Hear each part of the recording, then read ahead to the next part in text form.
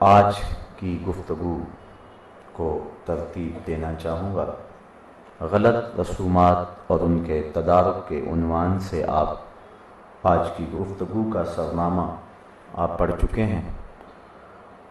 اللہ تعالیٰ جل شانہ نے اہل ایمان کو مخاطب ہو کر کے ارشاد فرمایا، اے ایمان والو، اسلام میں پورے پورے داخل ہو جاؤ۔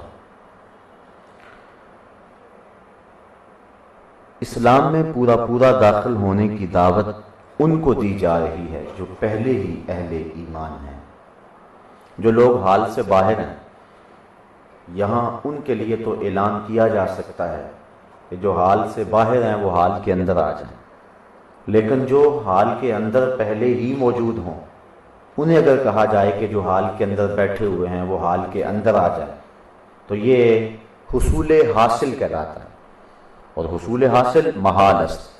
جو چیز پہلے ہی حاصل ہو اس کے حصول کا مطالبہ بے مقصد ہوتا ہے۔ قرآن مجید اللہ کی لاریب کتاب ہے، ایسے کسی بھی نقص سے مبرہ ہے۔ بظاہر یہاں حصول حاصل دکھائی دے رہا، اے ایمان والو اسلام میں آ جاؤ۔ اور ایک دوسرے مقام پہ فرمایا، یا ایھا الذین آمنوا آمنوا باللہ ورسولہ، اے ایمان والو اللہ اور اس کے رسول پہ ایمان لے آؤ۔ تو وہاں بھی ایمان والوں کو دعوت ایمان دی گئی، اور یہاں بھی اہل ایمان کو اسلام میں آنے کی دعوت دی گئی۔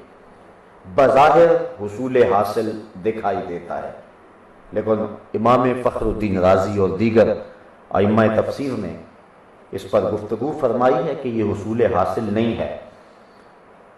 کہا ایک تو اس آیت کریمہ کے مخاطبین جو ہیں وہ منافق ہیں، اور منافق مومن کہلاتے تھے۔ ان کو کہا گیا ہے، اے زبان سے کلمہ پڑھنے والو، دل سے محمد عربی کے غلام بن جاؤ۔ دوسری بات جو شان نزول اس آیت کریمہ کا ہے اور جس سے میرے آج کے عنوان کے قد و خال ظاہر ہوں گے، وہ یہ ہے کہ حضور علیہ السلام جب مکے سے ہجرت فرما کر کے مدینہ تشریف لے گئے تو حضور کا جانا معمولی نوعیت کا تو تھا نہیں۔ صحابہ طالع البدر علینا کے گلدستے لیے حضور کا استقبال کر رہے تھے، اور وہ کتنا خوبصورت دن تھا جب بنی نجار کی بچیاں اپنے مکانوں کی چھتوں پہ چڑھ کے حضور کا انتظار کر رہی تھی، اور جو ہی حضور جلوہ فراز ہوئے تو یہ آواز آ رہی تھی، طالع البدر علینا من ثنیۃ الوداع وجب الشکر علینا ما دعا للہ داعی۔ مورخ اسلام حفیظ جلندری نے اس کو اپنے لہجے کا حسن دیا تو اس تاریخ کو نظم کے سانچے میں یوں ڈھالا، مسلمان بچے بچیاں مسرور تھے سارے، گلی کوچے خدا کی حمد سے معمور تھے سارے، نبوت کی سواری جس طرف سے ہو کے جاتی تھی، درود و نعت کے نغمات کی آواز آتی تھی، کہیں معصوم ننھی بچیاں تھی دف بجاتی تھی، رسول پاک کی جانب اشارے کر کے گاتی تھی، اور کہتی کیا تھی، ہم ہیں بچیاں نجار کے عالی گھرانے کی، خوشی ہے آمنہ کے لال کے تشریف لانے کی۔ عجیب رنگ تھا، عجیب ماحول تھا، ہر کوئی حضور کا منتظر ہے۔ ابن ماجہ شریف میں روایت ہے، جب حضور تشریف لائے تو حضور کے چہرے کی چمک سے مدینے کی گلیاں روشن ہو گئیں، اور شارحین لکھتے ہیں کہ یہ فقط مانوی نور نہیں تھا۔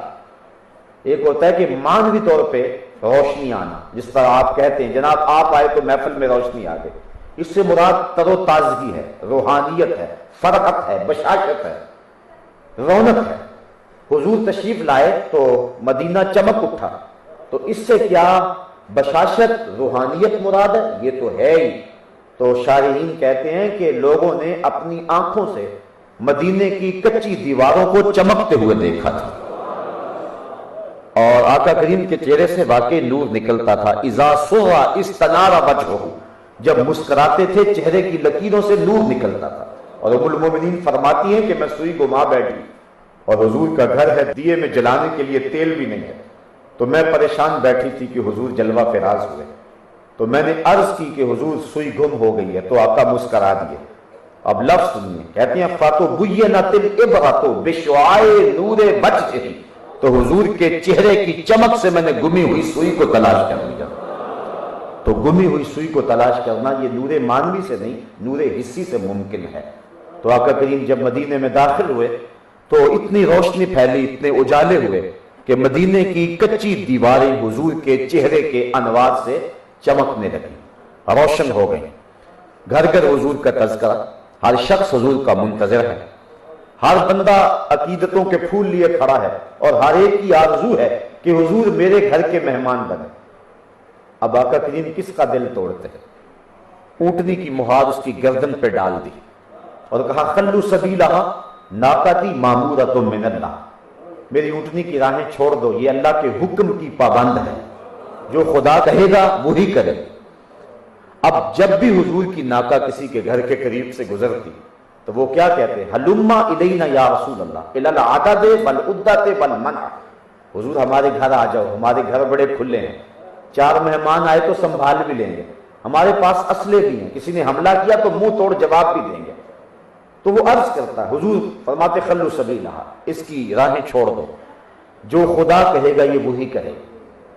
اور بڑی خوبصورت بات، اور یقیناً آپ کو تسکین پہنچے گی، اتنا خوبصورت جملہ قبیلہ بنو نجار نے کہا، اور یہ حضور کے ننیال کا محلہ تھا۔ جب اونٹنی اس محلے سے گزری تو انہوں نے کہا حلما الی اخوالنا یا رسول اللہ الی العدد والعدۃ والمنع، حضور ادھر تو آ جاؤ نا، یہ تو آپ کے ماموں کے گھر ہیں۔ تو حضور فرماتے ہیں کہ میری راہیں چھوڑ دو، اونٹنی کو جو اللہ کا حکم ہوگا وہی کرے گی۔ لوگ منتظر رہے۔ پھر کیا ہوا؟ سہل اور سہیل 2 یتیم بچے تھے اور ان کی خالی جگہ پڑی ہوئی تھی، اور مدینے کے لوگ وہاں چوہارے خشک کیا کرتے تھے۔ اونٹنی جا کے وہاں بیٹھ گئے۔ نیویں آندہ پرونا ہے میرا نبی، کوٹھیاں تے چڑھے ویخ دے رہے ہیں۔ اونٹنی کو اٹھایا گیا، پھر بیٹھ گئے، پھر اٹھایا گیا، پھر بیٹھ گئے۔ قریب ترین مکان حضرت ابو ایوب انصاری رضی اللہ تعالی عنہ کا تھا۔ وہ دوڑتے دوڑتے آئے اور حضور کا سامان اٹھانے لگے اور عرض کی حضور اونٹنے کو اب نہ اٹھانا، اب تو میرے مقدر جاگ اٹھے۔ پھر حضور کو گھر لے گئے، گھر گھر حضور کی باتیں، ہر لب پہ حضور کے تذکرے۔ آپ جانتے ہیں کہ مدینے میں سیاسی اور معاشی تغلب اور تسلط یہود کا تھا، سیاست پر بھی اجارہ داری ان کی تھی، اور وہاں کے جو حالات تھے معاشی، وہاں بھی استحکام انہیں حاصل تھا۔ جب لوگ حضور کے گرد جمع ہونے لگے تو سب سے زیادہ فکر یہود کو ہوئی۔ انہوں نے کہا کہ اگر یہ شخص اس طرح لوگوں کی عقیدتوں کا مرکز رہا اور لوگ ایک ایک کر کے اس کے قریب ہوتے گئے تو پھر ہماری تو دکانداری ختم ہو جائے گی، تو ایسے کرو کہ اس سے بحث کریں، مناظرہ کریں، اگر ہمارے سوالوں کا معقول جواب دے گئے تو پھر اگلا مرحلہ کیا ہوگا، لاہ عمل کیا ہوگا، پھر سوچیں گے، اور اگر یہ جواب نہ دے سکے تو ہم ڈنڈورا پیٹیں گے کہ نبوت کا اعلان ہے اور ہمارے سوالوں کا جواب بھی نہیں دے سکے۔ علماء یہود نے ایک میٹنگ کی اور اس میں انہوں نے 100 سوال ترتیب دیے۔ عبداللہ ابن سلام پڑھے لکھے شخص تھے اور علمی خاندان سے تعلق تھا۔ کہا تم پڑھے لکھے ہو، سلیقہ شعار ہو، بات کرنے کا ڈھب رکھتے ہو، گفتگو کا انداز رکھتے ہو، تم جاؤ اور جا کے مسلمانوں کے اس نبی سے بات کرو۔ سوالوں کا جواب ملا تو پھر ہم سوچیں گے، لیکن اگر اس سوال کا وہ یہ جواب دیں تو اس پر یہ اعتراض کرنا، اس کا یہ جواب دیں تو اس پر یہ اعتراض کرنا۔ پورا سوال نامہ انہوں نے ذہن میں ترتیب دیا، اور عبداللہ ابن سلام خود بھی پورے سوال ترتیب دے کے گھر سے چلے۔ علماء یہود نے ہاتھ اٹھا لیے کہ خیر سے واپس پلٹے، لیکن تقدیر ہنس کے کچھ اور ہی کہہ رہی تھی۔ سودا لینے کے لیے بازار گئے، ہاتھ اس کے بکے جس کے خریدار گئے۔ عبداللہ ابن سلام جب حضور کی مجلس میں پہنچے، اس وقت حضور صلہ رحمی پر گفتگو کر رہے تھے۔ جو تیرے سے تعلق توڑے تو اس سے تعلق جوڑ، جو تجھے محروم رکھے تو اس کی جھولیاں بھر دے۔ یہ کونے میں جا کے بیٹھ گئے، حضور کی باتیں سنتے رہے۔ وہ جو گٹڑی اٹھا کے لے گئے تھے سوالوں کی، وہ کھل گئی اور سارے سوال تتلیوں کی طرح اڑ گئے۔ مرشد اقبال اللہ اکبر رومی کہتے ہیں، اے لقائے تو جواب ہر سوال، حل شبد ہر مشکلت بے کیلو کال، تیری ملاقات ہی تو سارے سوالوں کا جواب ہے۔ اور بغیر کسی پوچھے سارے مسئلے حل ہو گئے۔ اور اقبال کہتا ہے، مرید ہندی، وہ کہتا ہے یک نظر کر دی و آداب فنا آبوختی و خنک روزے کہ خاشا کے مرا وا سوختی، کہ ایک نظر کی اور میرے سارے مسئلے حل کر دیے۔ نظر کی جولانیاں نہ پوچھو، نظر حقیقت میں وہ نظر ہے، اٹھے تو بجلی پناہ مانگے، گرے تو خانہ خراب کر دے۔ تو عبداللہ ابن سلام جو سوالوں کی ایک بھاری گٹھڑی اٹھا کے گئے تھے، جب حضور کو دیکھا سارے سوال بھول گئے، گٹھڑی کھل گئی، سوال تتلیوں کی طرح اڑ گئے۔ عبداللہ ابن سلام بیٹھ کے حضور کے چہرہ نور کو دیکھ رہے ہیں۔ مجلس اختتام کو پہنچی، فرمایا عبداللہ ابن سلام آؤ، کدھر آئے ہو؟ عرض کی حضور آپ کا غلام بننے آیا، تیری تک کے ادامہ میں مرید ہو گئے، سارے سوال بھول گئے، کہا میں غلام بننے آیا ہوں۔ عبداللہ ابن سلام حضور کے دامن رحمت میں آ گئے۔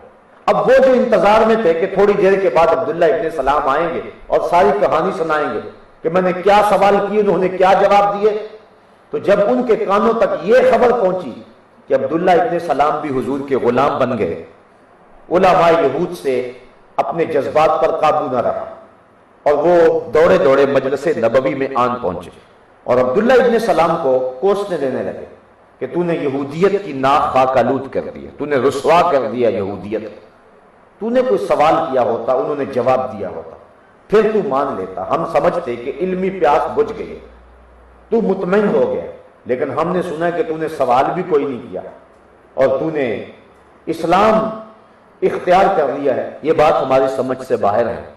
عبداللہ ابن سلام بولے کہ یہ بات میری سمجھ سے بھی باہر ہے، مجھے نہیں پتا چلا میرے ساتھ ہوا کیا ہے، بس اتنا پتا ہے کہ جب میں آیا اور اس پیارے محبوب کے چہرے کو دیکھا، عرفت انا وجہہ لیس بوجہ کذاب، تو میں نے سوچا کہ یہ چہرہ کسی جھوٹے کا ہو ہی نہیں سکتا، چہرہ ہی ایسا تھا۔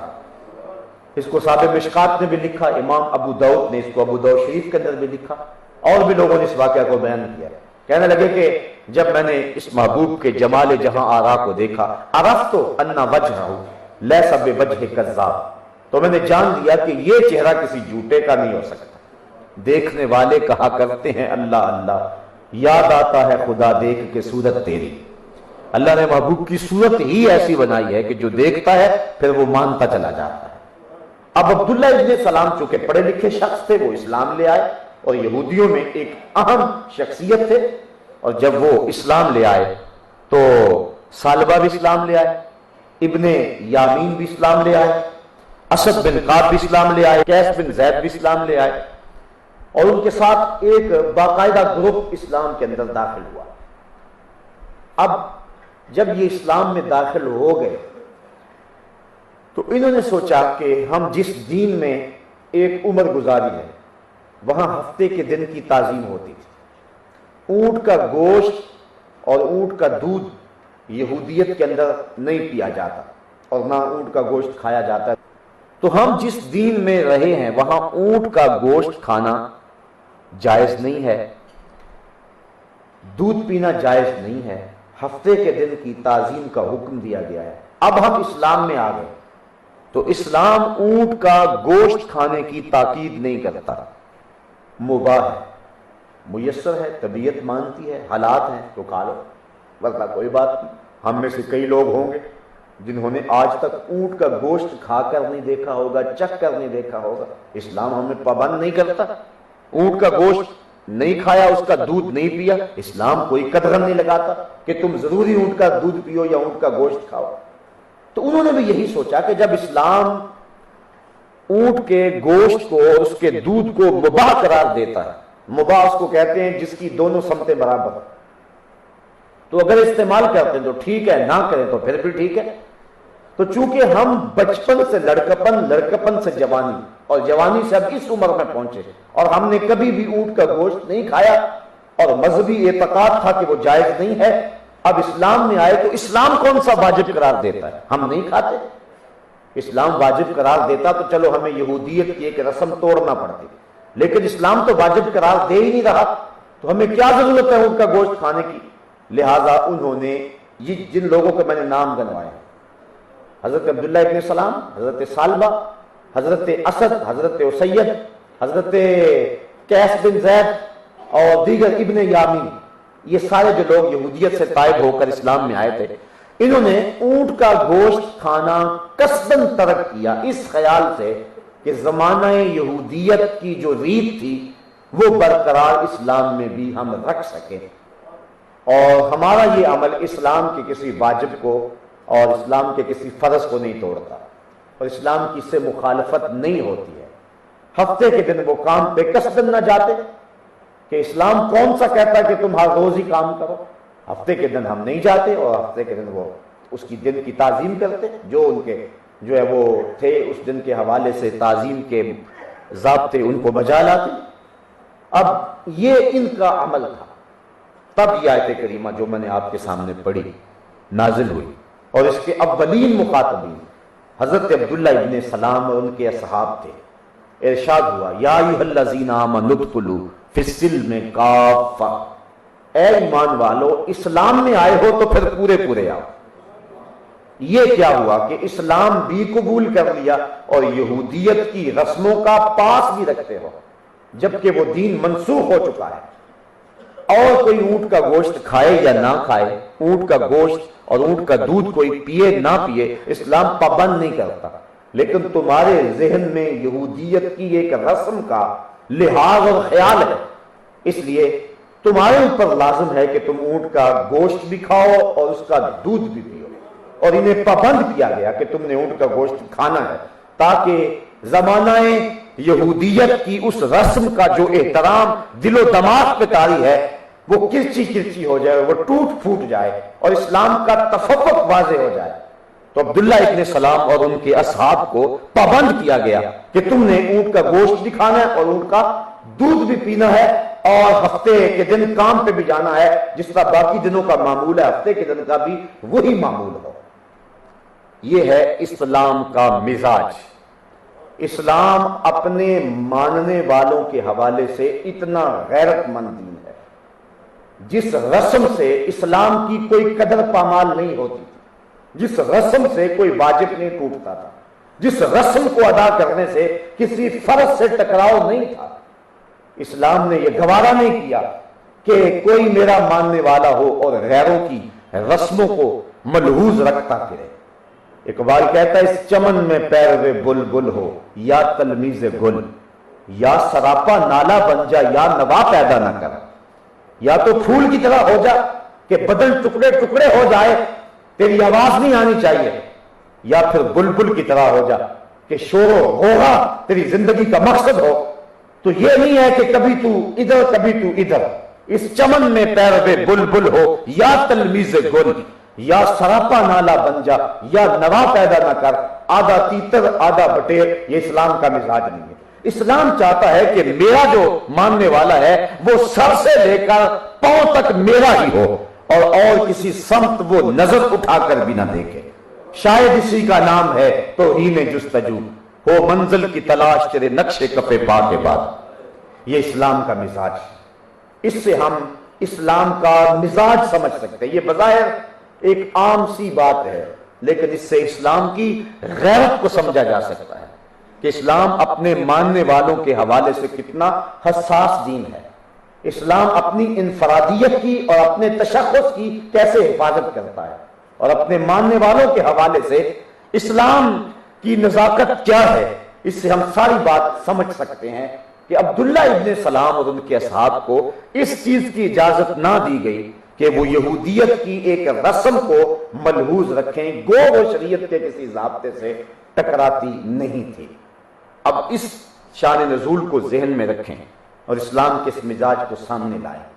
اب آ جائیں آپ رسم حنا کی طرف، اب آ جائیں آپ بسنت کی طرف، اب آ جائیں آپ ویلنٹائن ڈے کی طرف، اب آپ آ جائیں گڑولیاں بھرنے سے لے کے شام کلندر کی موسیقی تک، اور آپ آ جائیں اب جو ہے وہ دیکھیں اپنے مزاج زندگی کو اور اپنے انداز معاشرت کو، اسلام کی غیرت بھی دیکھیں اور ادھر اس انداز کو بھی دیکھیں، اور پھر دیکھیں کہ ہم اپنی زندگی کیسے گزار رہے ہیں۔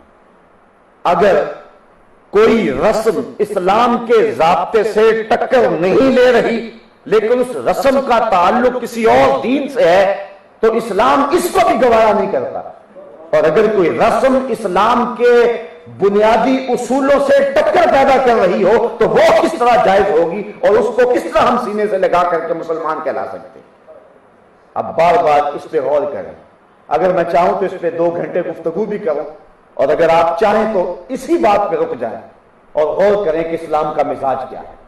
اپنے ماننے والوں کے حوالے سے اور رسوم و رواج کے حوالے سے اسلام کی غیرت کا تقاضا کیا، اور وہ کیا چاہتا ہے اپنے ماننے والوں کے حوالے سے.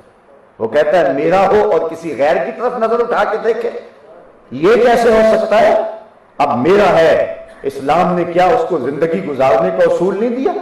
خوشی اور غم کے موقع پہ اس کو ہدایات نہیں دی؟ شادی بیاہ کی تقریب ہو یا جنازہ پڑا ہو، اسلام نے تعلیمات نہیں دی ہیں؟ عقیقہ ہو یا ولیمہ ہو، اسلام نے اس کے مطابق جو ہے وہ روشنی نہیں دی ہے؟ تو ہم جب اسلام نے سب کچھ دیا ہے تو ہم کسی اور کی طرف کیوں دیکھیں؟ تو ہمارے تصوف میں یہ بات کہتے ہیں کہ اور کسے ول کیوں میں دیکھاں، پیر کنگال نہیں میرا. اب اسلام کے دامن میں معاشرت بھی ہے، اسلام کے دامن میں اقتصادیات بھی ہے، اسلام کے دامن میں معیشت کا حسن بھی ہے.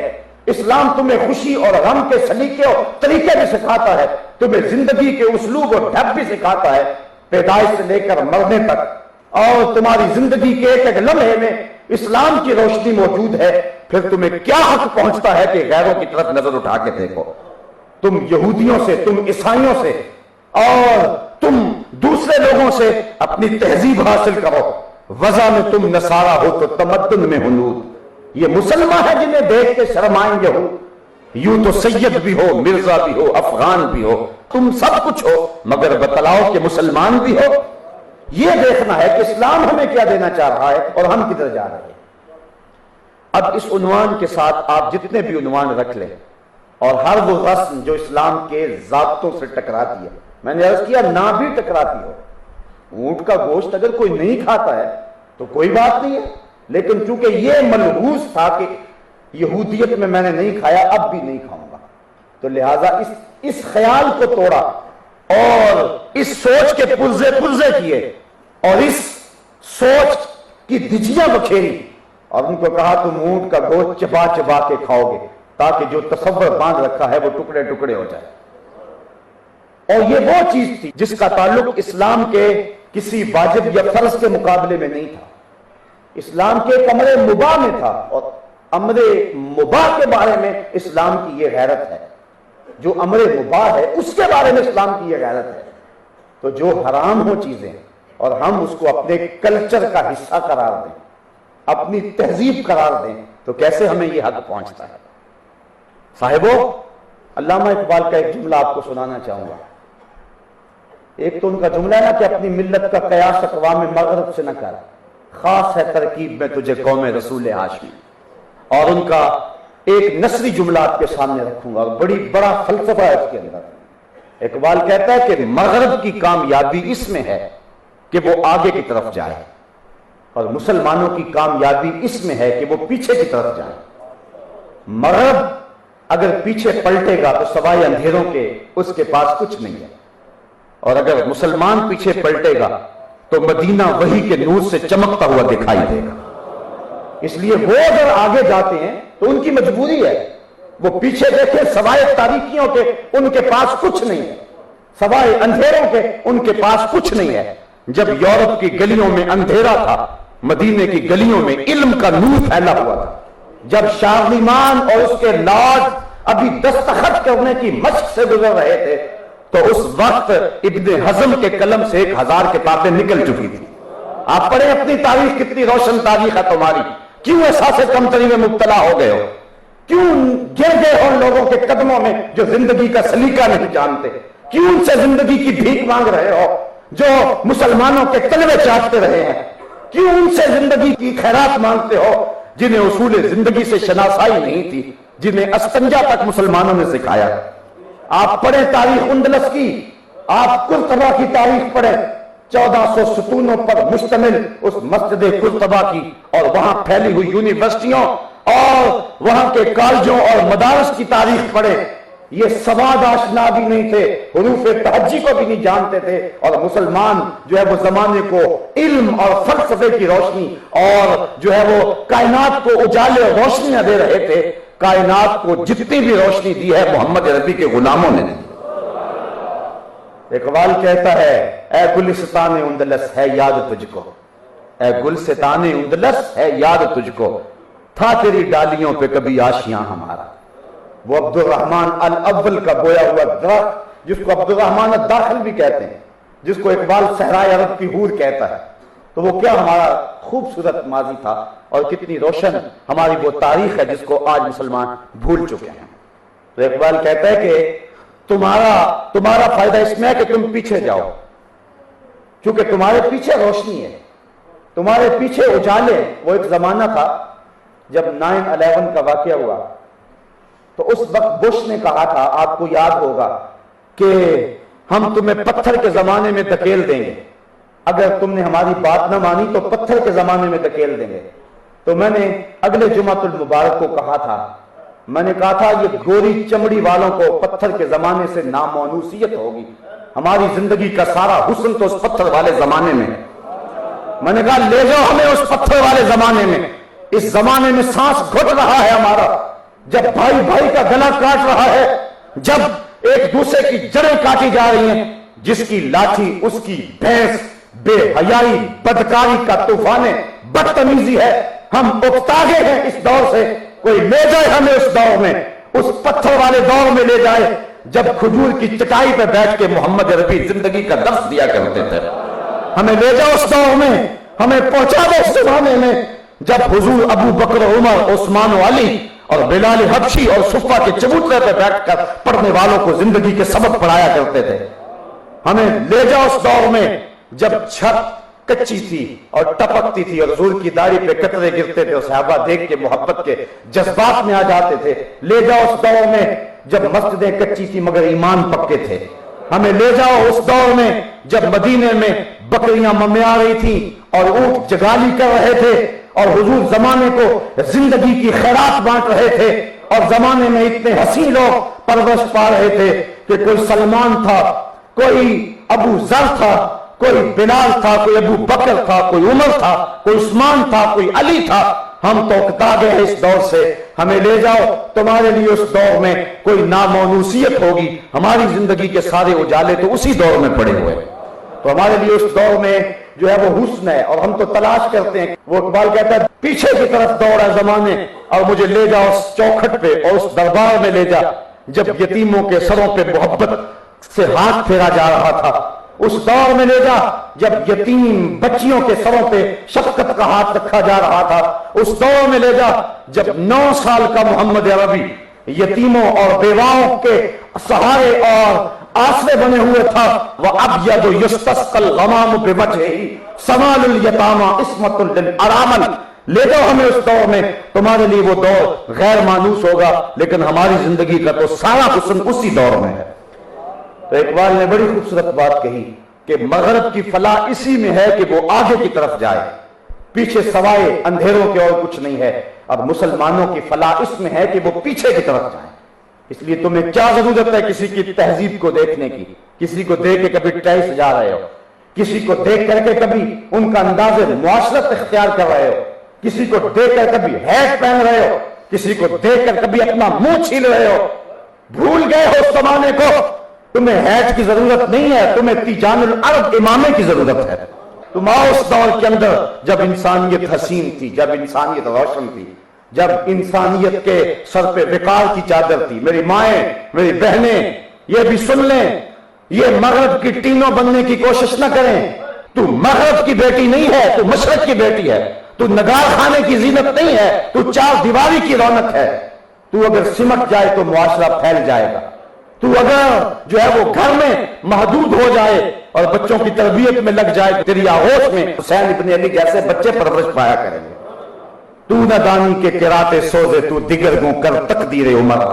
اقبال کہتا ہے تو نہیں جانتی، اگر تو بہن ہو کے قرآن پڑھے تو عمر کی تقدیر بدلتی ہے، اور اگر تو ماں ہو کے قرآن پڑھے تو بیٹا نیزے کی نوک پہ بھی قرآن سناتا ہے۔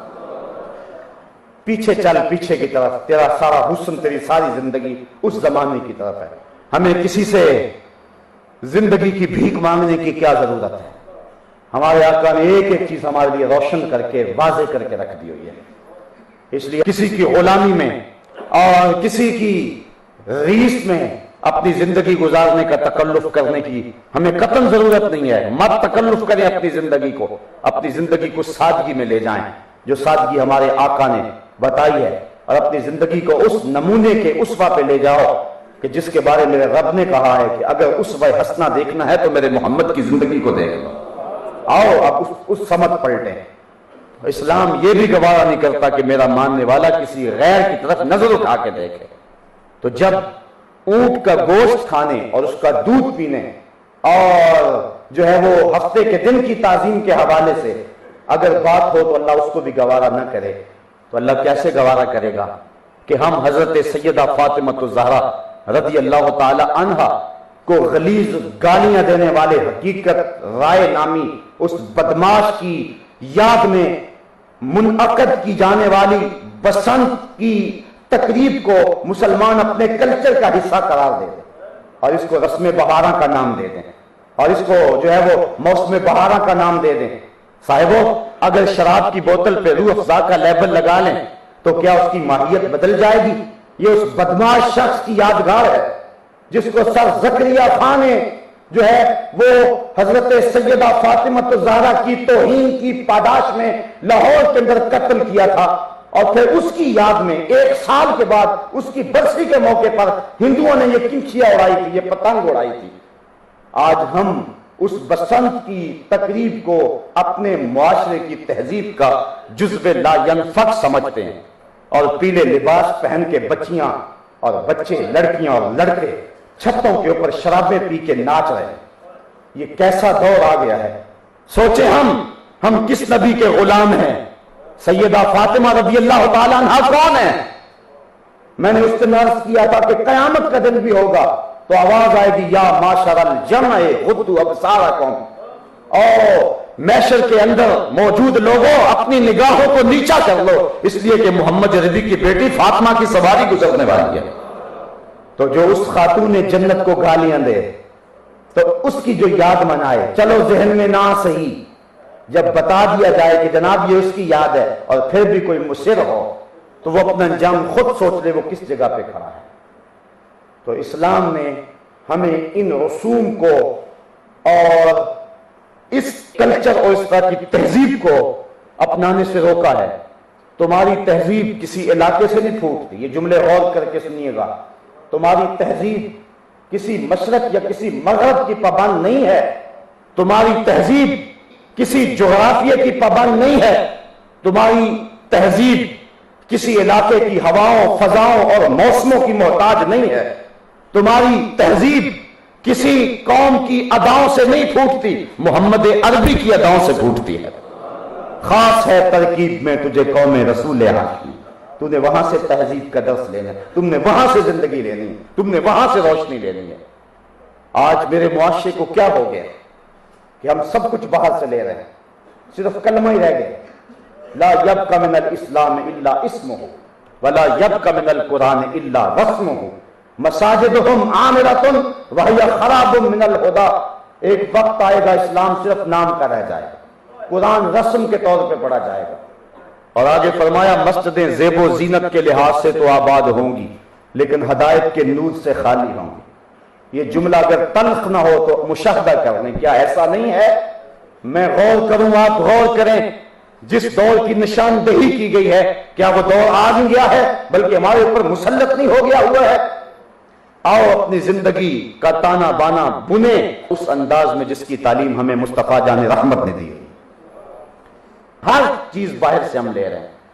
شادی ہوتی ہے تو صرف ایک نکاح رہ گیا ہے بس، باقی سب کچھ ہم غیروں کا لیا ہوا ہے. یہ خاندانی رسم ہے، یہ علاقائی رسم ہے، یہ ہم نے ٹیلی ویژن پہ دیکھا تھا، یہ ہم نے فلاں ملک میں گئے تھے وہاں دیکھا تھا، یہ ہم نے فلاں خاندان میں دیکھا تھا.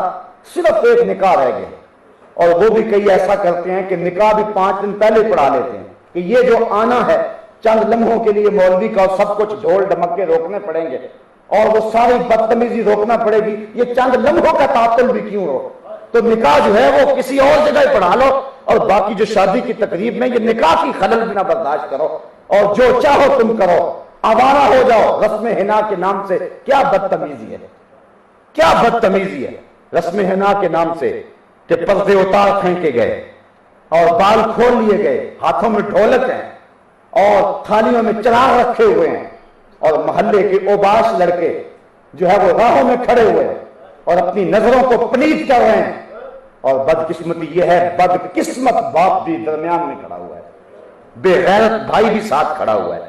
یہ میری باتیں تلخ تو ہو سکتی ہیں لیکن حقیقت کے برعکس نہیں ہو سکتی ہیں۔ میں کس معاشرے کا رونا رہوں، کس دور کی بات کروں جب لاہور کے اندر ایک لڑکی ڈانس کر رہی ہے اور ایک بوڑھا شخص 500 روپے کے نوٹ کے ٹکڑے کر کے اس کے اوپر پھینکتا ہے۔ کسی نے پوچھا یہ ٹکڑے کیوں کیے؟ کہا کہ نظر نہ لگ جائے، ڈانس بڑا اچھا کر رہی ہے۔ تو کہا تجھے اس کے ساتھ یہ کیا تعلق ہے؟ کہتا ہے میری بیٹی ہے۔ یہ دور آ گیا ہے، یہ دور آ گیا ہے، اپنی حفاظت کر لو، دائیں بائیں سے دیکھ کر کے اپنی زندگی کی راہیں متعین نہ کرو۔ جب بھی زندگی کی راہیں متعین کرنا ہے تو مدینے کے نبی کو دیکھو، مرنے کی طرف دیکھ نہ جینے کی طرف دیکھ، جب چوٹ پڑے دل پہ مدینے کی طرف دیکھ۔ تو نے اس زندگی سے روشنی لینی ہے، اس زندگی سے اجالے لینے ہیں۔ وہ میں نے اس دن بھی کہا تھا کہ آج کل ایک فیشن ہے کہ لوگ کیا کہیں گے۔ ہر بندہ کہتا ہے کہ میں چاہتا ہوں یار ٹھیک ہے لیکن لوگ کیا کہیں گے۔ یہ لوگ تجھے جہنم میں لے کے جائیں گے، یہ لوگ تجھے رب سے دور کر دیں گے، یہ لوگ تیرے ہاتھ سے دامن مصطفیٰ کو چھڑا دیں گے۔ نہ لگ لوگوں کے پیچھے، محمد عربی کی اداؤں کو اپنا لے، یہی تیری زندگی کا حسن ہے۔ یہ رسم حنا کی بدتمیزی، اللہ یاز باللہ، میں کیا کہوں، کہنے والی بات نہیں ہے جو کچھ ہو رہا ہے۔ جس ملک کے وزیر شاہی قلعے میں عورتوں سے تھپڑ کھا رہے ہو، اب میں اس قوم کا کیا رونا رہا ہوں، میں کیا کہانی بیان کروں اس قوم کی۔ واعظ قوم کی وہ پختہ خیالی نہ رہی، برق طبعی نہ رہی، شعلہ مکالی نہ رہی، رہ گئی رسم آزاں روح بلالی نہ رہی، فلسفہ رہ گیا تلقین غزالی نہ رہی، مسجدیں مرثیہ خواہیں کہ نمازی نہ رہے، یعنی وہ صاحب اوصاف حجازی نہ رہے۔ آج کہاں اسلام کو ڈھونڈے، اسلام تو غریب الوطن ہو گیا ہے، اسلام کو تو ہم نے خوشی کے موقع پہ گھر سے نکال دیا ہے۔ ہم سارے بوڑھے جڑ جاتے ہیں، ماما نہ ہوا تو ماں کے چہرے پہ اداسی ہوگی، سارا خاندان جڑے اور ماما جی کو راضی کرے۔ میں نہیں کہتا نہ راضی کرو، ماما جی آنے چاہیے، سل من قطع کا وات من حرم کا، یہ اسلام کی تعلیم ہے۔ چچا جی نہیں ہوں گے تو باپ کے چہرے پہ خوشی نہیں ہوگی، ان کو منا لو، پھپھی جان کو منا لو، نہیں ہوں گے تو باپ راضی نہیں ہوگا۔ میں کہتا ہوں مناؤ، ہاتھ جوڑ کے مناؤ، مجھے اعتراض نہیں ہے، لیکن چچا کو منا رہے ہو، ماموں کو منا رہے ہو، پھپھی کو منا رہے ہو، کوئی سوچے اللہ کے رسول کو بھی منا لے، کوئی سوچے کہ اللہ کے رسول کو بھی تو منا لے۔ اس وقت کہتے جی کیا کریں، منڈا نہیں مانتا، کیا کریں جی بس دور ہی ایسا آ گیا ہے، کڑیاں ہی اب نہیں مانتی۔ ان کڑیوں اور ان منڈوں کے چہروں پہ تھپڑ نہیں مارے جاتے جو رسول پاک کے دین سے بغاوت سکھاتے ہیں۔ یہ منڈے کام نہیں آئیں گے، یہ کڑیاں کام نہیں آئیں گی، قیامت کے دن محمد عربی کی شفاعت کام آئے گی۔ اللہ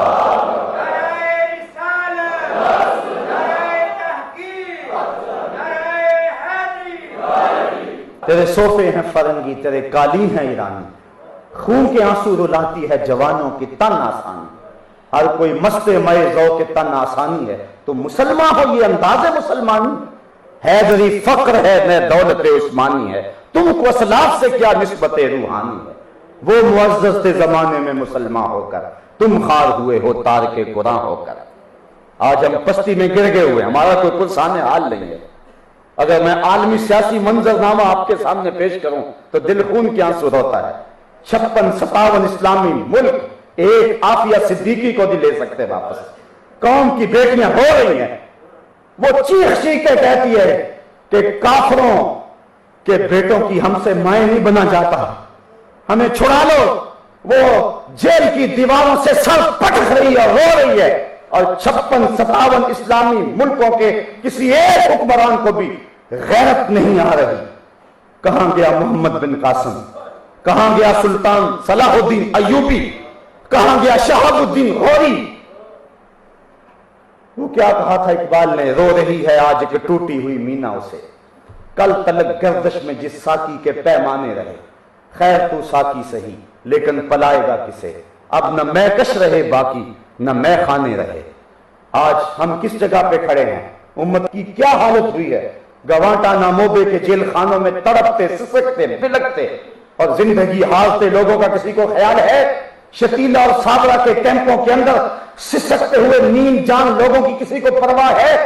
کابل، کندھار، قلعہ جنگی، دشت لیلا، تورا بورا، تقریب، موصل، بغداد، القدس، کشمیر، غزہ، بوسینیا، چچینیا، صومالیہ، آپ دیکھیں تو صحیح، ہر سمت تمہیں لاشیں ہی نظر آئیں گی۔ تمہیں کبھی غور کرنے کا موقع، زندگی جیون بنی ہوئی ہے، زندگی تو قیامت بنی ہوئی ہے، ہمارے سروں سے بال نوچے جا رہے ہیں اور پھر ان زخموں میں تیزاب چھڑک کے تڑپنے کے لیے چھوڑا جا رہا ہے۔ یہ امت مسلمہ کا حال ہے۔ ابھی وہ شعر پڑھا جا رہا تھا کہ تیری امت کا حال عیسیٰ کی بھیڑوں سے بھی بدتر ہوا۔ آج دیکھیں ہمارے ساتھ گلے کاٹے جا رہے ہیں، اور جب خون بہہ جاتا ہے تو پٹرول پھیپھڑوں میں بھرا جاتا ہے اور پھر اس کو آگ لگائی جاتی ہے۔ پھر جب وہ لاش تڑپتی ہے، رقص بسمل کے تماشے کرتی، امریکی گنڈے اس کو ٹھڈے مارتے ہیں اور کسی کی حس بیدار نہیں ہوتی۔ ایک مسلمان بیٹی کو کتوں کے آگے پھینک دیا جاتا ہے، خونخوار کتوں کے آگے، اور اس کی چیخوں سے یہ انگریز، یہ بدماش اور گنڈے لطف کشید کرتے ہیں اور کسی کی غیرت نہیں جاگتی ہے۔ اٹھانا پھر کوئی رومی عجم کے لالا زاروں سے، وہی آب و گلے ایران، وہی تبریز ایسا، کسی کی غیرت نہیں جاگ رہی، کس کس کا رونا روں، کس کس کی بات کروں۔ وہ کیا فارسی کے ایک شاعر نے کہا تھا، پمبا کجا کجا نہم کہ ہما داغ داغ ہے، کہاں کہاں روئی رکھوں، جگہ جگہ سے تو خون رس رہا ہے۔ جس سمت بھی جاؤں لاشیں ہی بکھرے نظر آتے ہیں، جس سمت بھی جاؤں دکھوں کی داستان ہی نظر آتی ہے، اور ہم ہیں دیوانے ہو گئے۔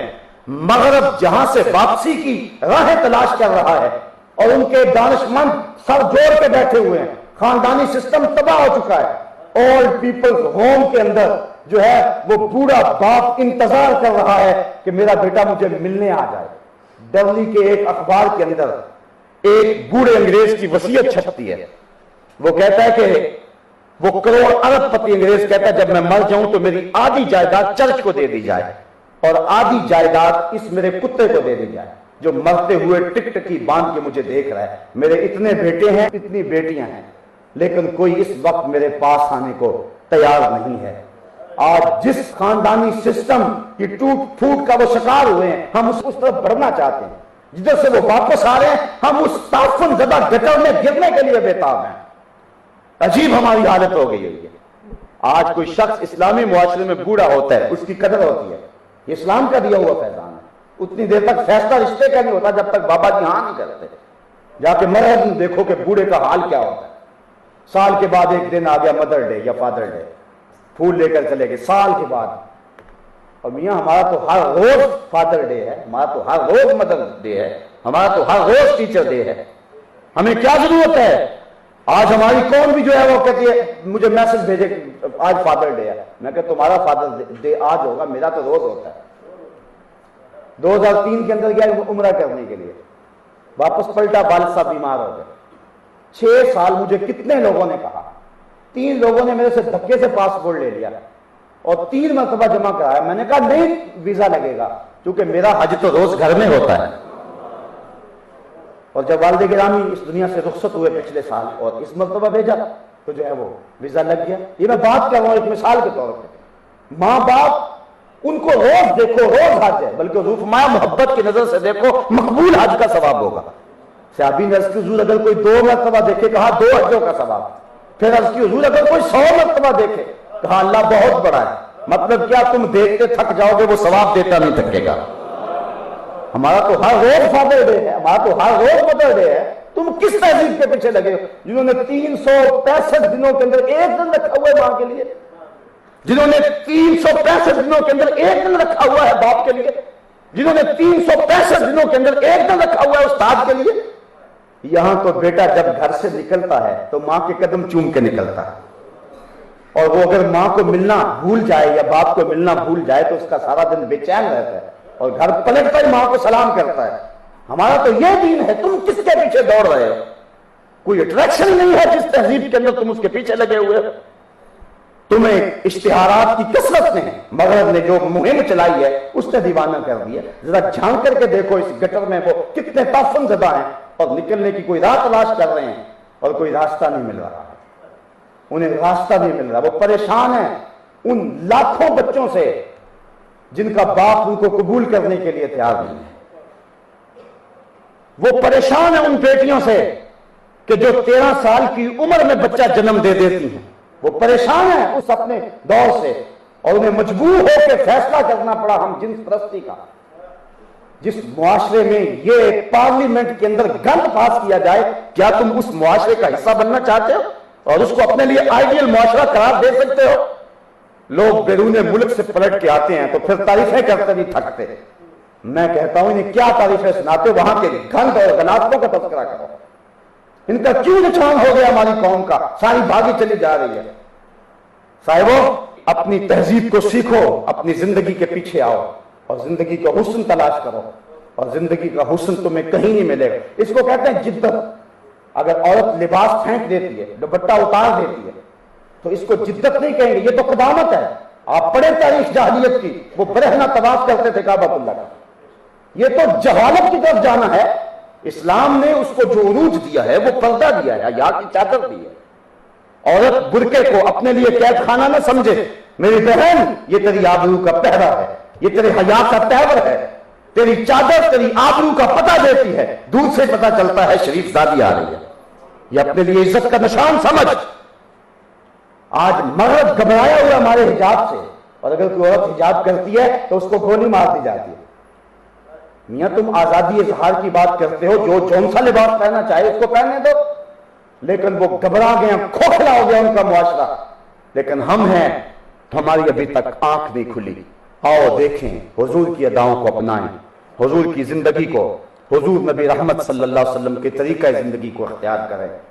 آج حال یہ ہے کہ بیساکھی ہوتی ہے تو ہم گھر میں مٹھائی لے کے آتے ہوتے ہیں. یہ مٹھائی ہے بیساکھی کی، ہمارا کیا تعلق ہے ہم سے؟ یہ آپ نے نوائے وقت کے اندر چند دن قبل پڑھا، ایک عورت نے بچہ اٹھایا ہوتا اور اس نے کرشن کا لباس پہنا ہوا تھا. وہ پیلا لباس کرشن کا، وہ کرشن ان کا دیوتا ہے، اور وہ اتنا کمزور دیوتا تھا کہ اس کی بیوی کو اغوا کر لیا گیا تو اس کو ہنومان کی مدد لینی پڑی اور پھر جا کے بیوی واپس ملے. لیکن بیوی پھر بھی اس دیوتا کی بیوی پھر بھی اسے تعلق رکھے ہوئے تھی. کتنے مکڑی کے جالے سے بھی کمزور دین ہے اور تم ان کے پیچھے بھاگ ان کی نقل کرتے پھرتے ہو. تمہارا دین کتنا خوبصورت ہے، کتنا خوبصورت دین ہے تمہارا. وحی کے نور سے روشن دین ہے تمہارا. محمد کی اداؤں کے سانچے میں ڈھلا ہوا دین ہے تمہارا. یہ دین ہے وہ روشنیوں کا ایک منبع و مصدر ہے. زمانے میں اگر روشنی لینی ہے تو آج بھی آئے محمد عربی کی چوکھٹ سے اس کو اجالے ملیں گے. در در بھٹکنے کی ضرورت نہیں ہے.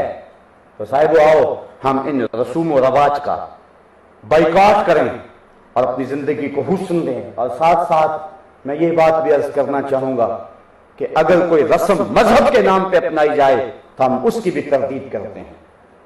وہ پیروں کی ٹانگیں دبانے کی صورت میں ہو عورتوں کا، یا گھڑولیاں بھرنا ہو، یا نامحرموں کو مجمع عام میں بلا کے دمالے ڈالنا اور شام کلندر کا نام دینا ہو، یا اس کی کوئی بھی صورت ہو، ہم ڈنکے کی چوٹ پہ اس کا انکار کرتے ہیں.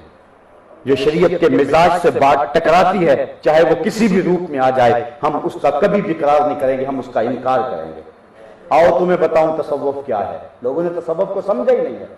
پیری مریدی تو تماشا بن گیا ہے. فلک نے بخشی ہے انہیں خواجگی جو جانتے نہیں روش بندہ پروری کیا ہے.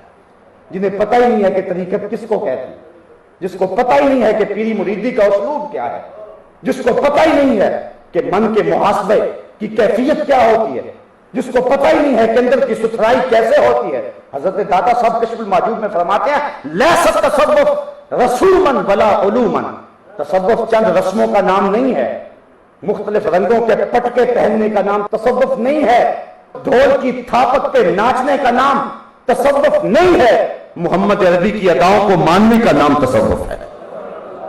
اقبال کہتا ہے فقر قرآن احتساب ہست و بود، فقر قرآن احتساب ہست و بود، نئے ربابو مستی و رقص و سرود، فقر اریاں گرمی بدر و حنین، فقر اریاں بانگ تکبیر حسین۔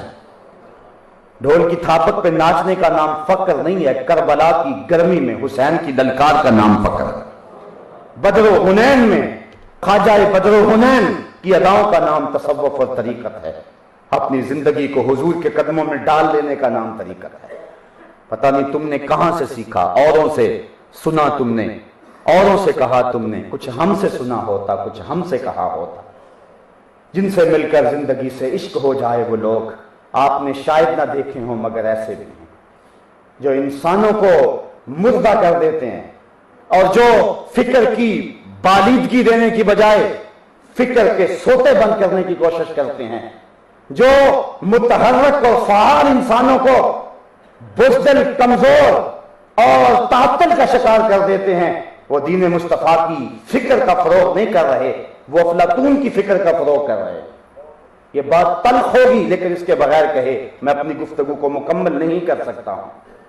حضرت ابو اسحاق اصفہانی علیہ رحمہ، آپ جنگل میں گئے تو دیکھا کچھ لوگ گھاس کھاتے ہیں اور اللہ اللہ کرتے ہیں۔